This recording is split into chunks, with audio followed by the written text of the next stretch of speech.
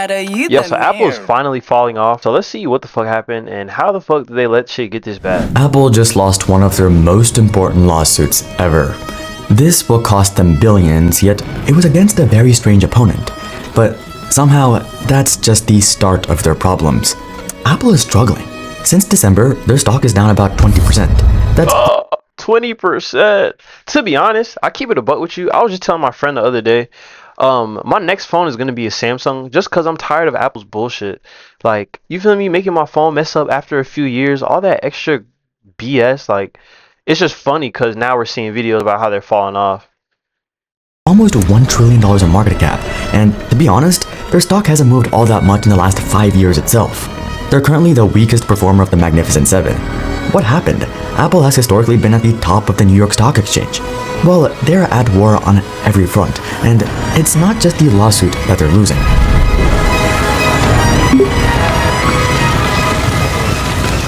It all began in August 2020 with one small update, and strangest of all, it was in Fortnite, which, if you're not familiar, is one of the biggest games in the world. Epic Games added a new payment option. Yeah, me and my niggas be running the fuck out that shit still. To Fortnite on iOS, a direct pay system outside the app with a 20% discount. Apple immediately removed Fortnite from the App Store, and Epic then sued Apple that very day. Why did Epic offer a discount, and why did Apple ban Fortnite, and why was Epic ready to take Apple to the court the very next day? As it turns out, this was all part of the plan. Let's take a step back. Apple takes a cut from all app purchases, be it paid apps or in-app purchases. For most, this is 30%, and 15% for developers making under $1 million a year. But these purchases had to be in the iOS app. No buttons or links could direct users to make purchases elsewhere, as Apple didn't want anyone to work around their 30% cut. Okay, that makes sense. So if y'all are following, right, Fortnite created a system to where people can buy stuff through their app store, through the app on the App Store, but it wasn't going through Apple. So that's why Apple got pissed off, right? Apple's like, oh, if you put your app on our store, we're going to take 30% of all the money you make. But Epic is like, nah, fuck that. Instead of making them pay through your app, they can just pay through our servers, through our end, and just bypass your whole 30% shit. This is why some subscriptions like Patreon were more expensive in iOS. They own the App Store and they got a huge amount of all revenue just for running the store. No one was a huge fan of this, but it was just the way things were.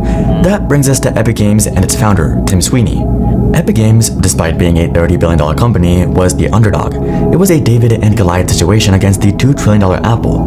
But Epic wasn't a small player. Behind them are massive shareholders, Tencent, Walt Disney, and Sony. Exactly. Behind them. That's what I'm saying, bro. These big ass companies be buying stakes in these, upcoming companies and then just use them as like a pawn for real. Why? Fortnite. The game needs no introduction. It makes billions of dollars from skins and crossovers of pretty much every popular IP and character ever made. DC Comics, Marvel, The Weeknd, Sabrina Carpenter, Star Wars, Halo, LeBron James, One Piece, etc. Epic was making billions from these crossovers, but then there was Apple. From Fortnite on iOS, they were taking 30% of everything. Spider-Man skin, Apple takes 30%. Battle Pass, Apple takes 30%. Yeah, fuck that. If I'm Epic Games, I'm like, y'all got me fucked up, I swear to God. Just hosting the app on the store. Tim wasn't a fan. Even as far back as 2015, Epic's founder Tim Sweeney had been publicly criticizing Apple for this. He believed it was an illegal monopoly. So, Epic laid a trap. In 2019, Epic began pouring millions into lawyers and a PR firm. This was Project Liberty. They were preparing for war. Then, Epic rolled out the update. Apple took the bait and removed Fortnite, and that very day, Epic filed a lawsuit. Apple's conduct has caused and continues to cause Epic financial harm. Epic is not bringing this case to recover these damages. Epic is not seeking any monetary damages. Instead, Epic seeks to end Apple's dominance over key technology markets, open up the space for progress and ingenuity, and ensure that Apple's mobile devices are open to the same competition as Apple's personal computers. Tim Sweeney wanted to take down Apple's monopoly, but things didn't play out as he hoped. On September 10th, 2021, the judge ruled in favor of Apple. Apple, yeah, I think I remember that. The judge ruled in favor of Apple because they were like, okay, well, at the end of the day, it's their platform, right? It's their marketplace, so they can charge whatever the fuck they want, if I'm not mistaken. They were not found to be a monopoly, but restricting external payments violated California's unfair competition law. Okay, Apple was restricting external payments, right? So keeping them from from asking users if they want to buy it on their own platform is illegal, and that makes sense. Yeah. order to allow out-of-app purchases and could not prevent apps from communicating to users about them. But Apple wasn't about to give up just yet.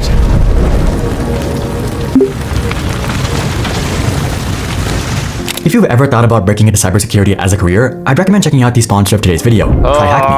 Tax scenario purchases went back to court and links to external purchases before, but it was malicious compliance. Apple rolled out its new terms and they weren't exactly good. Terms and conditions. The worst thing that ever fucking happened to business. Nah, let me chill. But it's like all these companies be hiding behind the terms and conditions and shit. I'm like, yo, like, damn.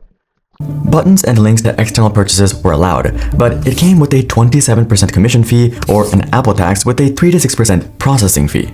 What? Apple's anti-competitive on web purchases. Developers can't offer digital items more cheaply on the web after paying a third-party payment processor 3 to 6% paying. Damn, bro. Fuck. Essentially, developers could direct users elsewhere, but it was the exact same as buying in the App Store.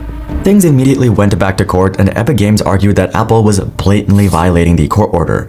But somehow, the commission wasn't even the worst part. That was the scare screens. If you ever go to an external link, Apple would give you a message like, "You're about to go to an external website. Apple is not responsible for the privacy or..." Yo, what the fuck going on, B-Dot? Appreciate the love, Brody. Thank you for the follow. My name is Adu. I react to just all the viral shit going on the internet right now. Right now, we're watching Apple losing their market share, just being fucking idiots and running their company into the ground. Apple is implying danger made to make users second guess. There also seems to be double standards, since Apple doesn't seem to mind if you follow links in Mail or other apps, only when you leave the App Store to spend money elsewhere. That's when they were suddenly worried about your security. Sounds more like a toxic parent than anything else. Yeah, that's fucked up. Apple, y'all lame as fuck for that. Yet, there's still more. Apple dictates all aspects of these links and doesn't allow them in the app's ordinary payment flow, and requires developers to open a generic web browser session, forcing the user to log into the developer's website again and search all over again for the digital item they wanted to buy. Essentially, Apple was making it as difficult as possible to do anything except stay on their platform so they get the most money. In response, Apple said it undertook extensive efforts to comply while preserving the fundamental features of Apple's business model and safeguarding consumers. Blah, blah, blah. Y'all don't give a fuck about none of that. Hardly sounds like fair competition. Instead, like an abuse of a monopoly, and the courts agreed. District Judge Yvonne Gonzalez-Rogers didn't hold back. 1. The court found that Apple's 30% commission allowed it to reap super competitive operating margins and was not tied to the value of its intellectual property, and it thus was anti-competitive. Apple's response charged a 27% commission on off-app purchases where it had previously charged nothing. 2. The court had prohibited Apple from denying developers the ability to communicate with and direct consumers to other purchasing mechanisms. Apple's response imposed new barriers and requirements to increase friction and breakage rates with full-page scare screens, static URLs, and generic statements. Yeah, nah, dead serious. Cause you know, in every good funnel, you want to have as less screens as possible from add to cart to buy, right? The less screens as possible, the less pages, the better. So Apple just setting up 2 to 3 extra pages in the middle of that process just kills the whole funnel, literally. But here's where it gets really good. Judge Rogers continued by saying, to hide the truth, Vice President of Finance Alex Roman outright lied under oath. Internally, Philip Schiller had advocated that Apple comply with the injunction, but Tim Cook ignored Schiller and instead allowed Chief Financial Officer Luca Maestri and his finance team to convince him otherwise. Cook chose poorly. The court refers the matter to the Northern District of California to investigate whether criminal contempt proceedings are appropriate. This is an injunction, not a negotiation. There are no do-overs once a party willfully disregards a court order. Apple had lost and Epic had won. The long national nightmare of the Apple tax is ended, said Sweeney. Within days, the App Store guidelines were updated and everyone quickly took notice. Spotify quickly rolled out payment options outside the iOS app. To sidestep Apple's payment system. Oh, wow. Patreon, everyone quickly took notice. Spotify quickly rolled. We have released a new Apple. Here's how it will benefit. Okay, because you can buy directly from the payment. I'm weak. Isn't it crazy, guys, how, like, just how business works? Like, literally, It's just crazy. Payment options outside the iOS app. Patreon announced creators can receive payments directly. Stripe released info on how to let customers buy goods outside the app. And Wait, of course, what? payment options outside the iOS app. Patreon announced creators can receive payments directly. Wow. To sidesteps. Okay, yeah, they can pay you directly because they don't have to go through Apple no more. Wow. Stripe released info on how to let customers By redirecting from your app to the browser. Okay. Yeah, fuck Apple, bro. Like, y'all are so weird. buy goods outside the app. And of course, Fortnite was allowed back on the App Store with their new payment options. Whether you like Apple or not, this is a big win for the consumer. I also don't think Tim Sweeney did all this just for consumers, as the lawsuit means Epic will make much more money over the long term. But still, in doing so, things are much better for everyone except Apple, who are now generating billions less. Yet somehow, this is just the tip of the iceberg. They're actually beset on all fronts. This monumental historic court case might be the least of Apple's problems. Really? No, I know Apple was cooked when they rolled out the create your own emoji thing. And I was like, gang, you're a billion-dollar company, and what you have for us this year in this big 2025 is creating my own emoji. Like, that's the best y'all could do. Yeah, I think that's what made me go to Samsung. Over the years, we racked up 160 million views. Yet, somehow, we still haven't reached 1 million subscribers. That conversion rate is even worse than Apple losing this lawsuit. My dream is to reach 1 million subscribers by the big trouble. Much of that relates to China. Cook in 2023 revealed that over 95% of Apple's products are still manufactured and assembled in China. Apple isn't just reliant on China, they're entirely dependent on them. The screens are produced by LG and Samsung but assembled in China. Same thing with the processors, manufactured in Taiwan but assembled in China along with the cameras from Sony. Apple has over 1,600 factories in China. Over 5 million people are in some way employed by Apple and their manufacturing partner Foxconn. And it's obvious why. In 2001, when Apple first began their exodus to China, the average annual wage was about 9,333 yuan a year, or about 1,127 US dollars. In America, it was about $30,800, or almost 30 times higher. Yeah, 30 times. What the fuck? 30 times cheaper to go to China? Fuck. Not only was it cheaper, but also faster, with much of the manufacturing and logistics sites right next to each other. China welcomed Apple with open arms. Gigantic factories were built, roads were paved, housing for workers were constructed, even airports were built. I was around when they called up the local city and asked them to build another airport because we needed a larger airport to ship out more goods. China made Apple rich and vice versa, but now the costs are catching up. The cost of labor in China has risen. In 2023, it was more than double what it was in 2013.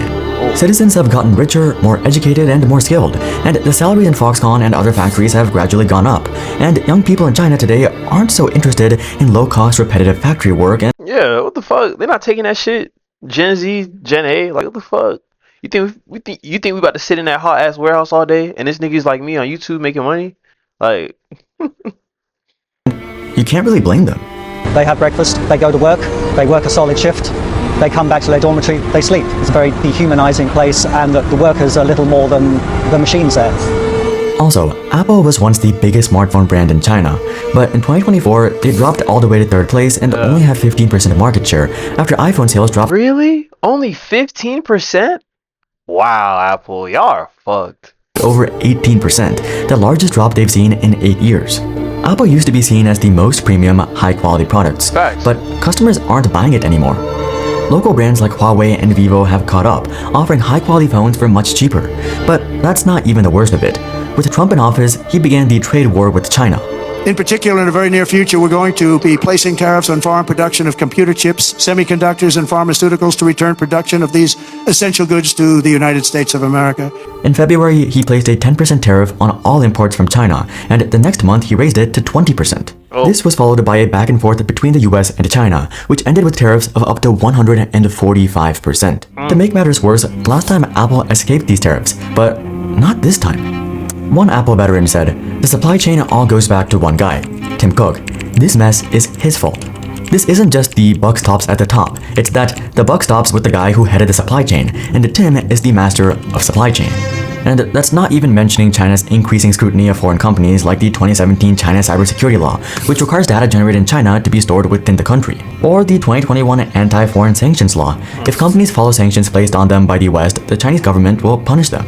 And most of all, the company law in 2024, where foreign companies in China with over 300 employees must put a Chinese employee on the board of directors. I'm screaming. The Chinese, yo, y'all do not play around.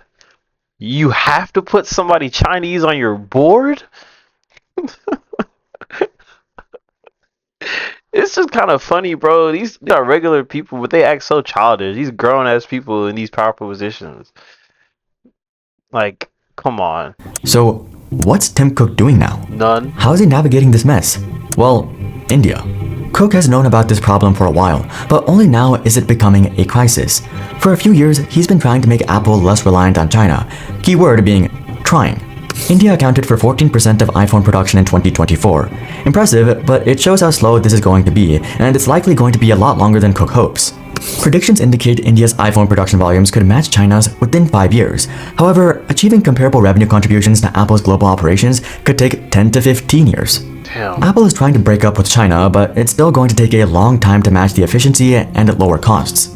And all of that is not even mentioning stagnating iPhone upgrades and all the damage that's causing, or the recent botched launch of Apple Intelligence. Be it the lawsuit, the tariffs, rising costs in China, or the recent drama in WWDC 2025, Apple is in trouble, but it's hard to feel sorry for them. Most of these issues are somewhat self-imposed. They're only as severe as they are because Apple pushed their luck as far as they could, and now they're out of luck. Yeah, and two, like I tell y'all, like there's no such thing as being too big to fall off. Everything can fall off. Everything can be taken down. It just takes the right thing to, to do that, right? Niggas gonna be okay.